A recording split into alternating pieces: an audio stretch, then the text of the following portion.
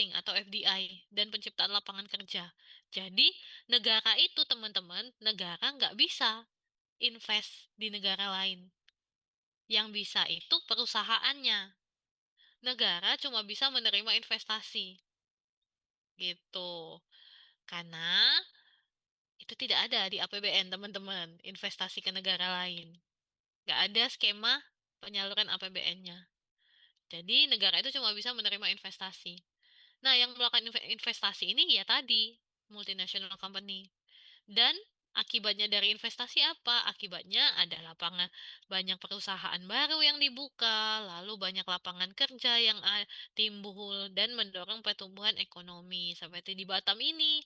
Di Batam ini kan banyak investasi tuh. Jadi, eh, karena banyak investasi, jadi banyak perusahaan dan banyak lapangan kerja. Nah, selanjutnya adalah mendorong peningkatan daya saing dalam perekonomian sebuah negara. Nah, kenapa? Kenapa perusahaan itu bisa mendorong peningkatan daya saing? Karena dengan adanya perusahaan ini, jadi eh, kondisi ekonomi nasionalnya lebih kompetitif. Semakin banyak pelaku bisnis di sebuah sektor, maka semakin kompetitif pula sektor tersebut. Nah, kalau hanya ada beberapa pemain, misalnya monopoli, maka tingkat kompetitivitasnya akan menurun karena tidak ada saingan di sana. Nah, karena itu swasta atau multinational company ini bertujuan untuk meningkatkan daya saing setiap pelaku usaha di sebuah sektor. Lalu memfasilitasi pertukaran barang dan jasa antar negara. Ya, karena pelaku ekspor impor, jadi yang memfasilitasi pertukaran barang atau jasanya, yang melakukan pengadaannya ya tadi pihak swasta. Oke, sampai sini ada yang mau ditanyakan? Materi kita hari ini nggak terlalu banyak karena masih subjek dan sumber hukum ya. Kayaknya minggu depan yang materinya mulai agak banyak. Silakan, ada yang mau ditanyakan?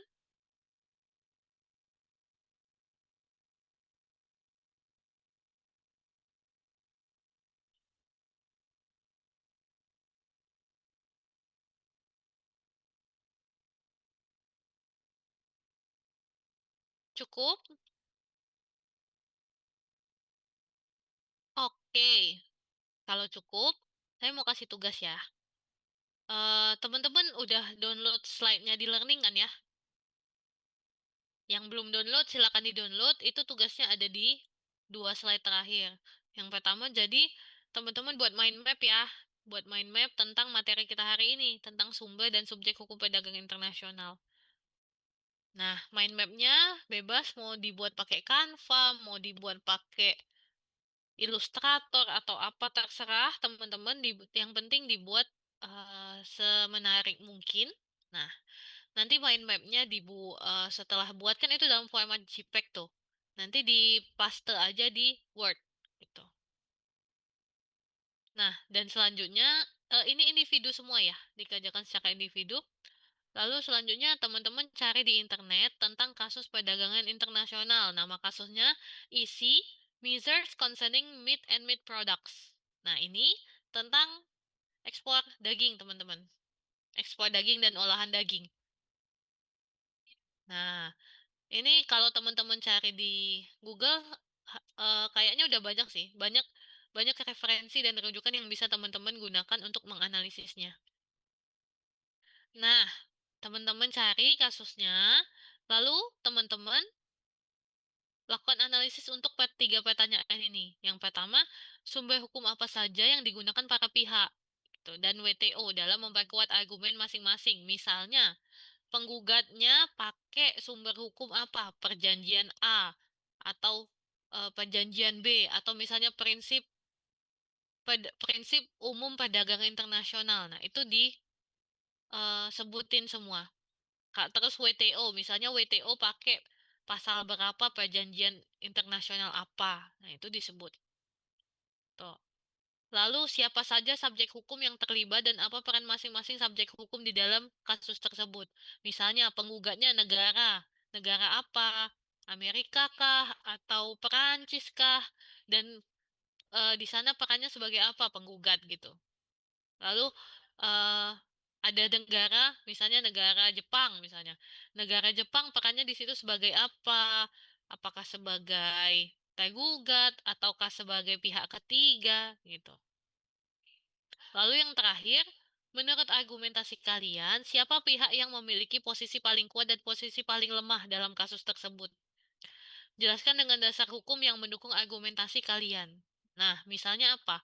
Misalnya yang eh, misalnya walaupun misalnya nih penggugatnya Amerika, misal ya, setelah teman-teman analisis, setelah teman-teman baca kasusnya dan baca referensi-referensi yang membahas kasus itu, ternyata posisi yang paling kuat itu malah tergugat, misalnya.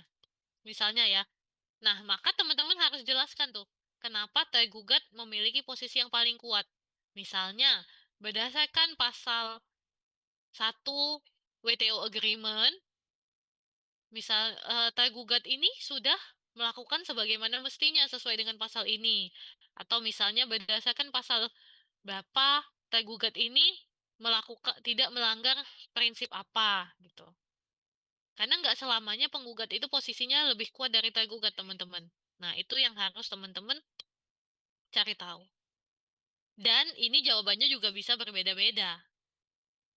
Karena kan teman-teman itu kadang tendensi dan di mana teman-teman berdiri itu beda-beda. Ada yang menganggap penggugat yang lebih kuat, ada yang menganggap tergugat yang lebih kuat. Tuh. Ini berdasarkan argumentasi teman-teman, tapi harus ada dasar hukumnya.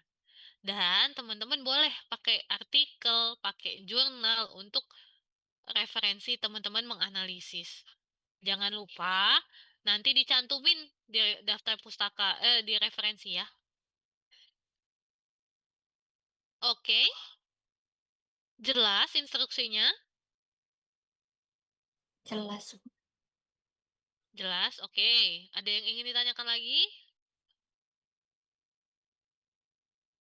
Cukup ya. Karena jam kita molor sih ya jam 10. Jadi ini udah jam 11 juga.